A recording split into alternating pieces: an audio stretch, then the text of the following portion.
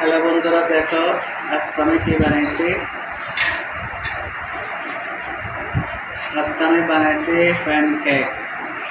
এখানে দিয়েছি আমের রস, পাকনা আমের রস, আর দিয়েছি ময়দা, দুধ, চিনি,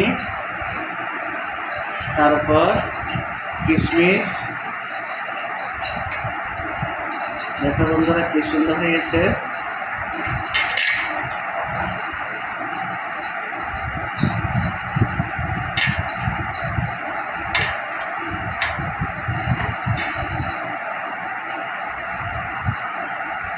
অনেক সুন্দর হয়েছে, তাই না বন্ধুরা?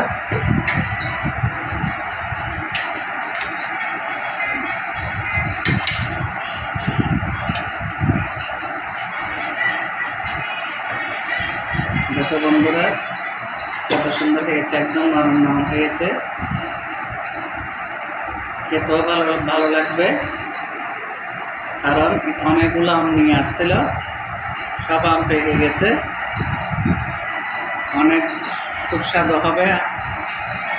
আম, দুধ, কিশমিশ, বাদাম, চিনি, ময়দা দিয়ে প্যানকেক বানিয়েছি। হালকা তেল দিয়ে প্যানকেক বানিয়েছি। বেকিং পাউডারও দিয়েছি, সামান্য বেকিং পাউডার দিয়েছি, কারণ ফুলার জন্য হালকা বেকিং পাউডারও দিয়েছি, বেকিং পাউডারও দিয়েছি।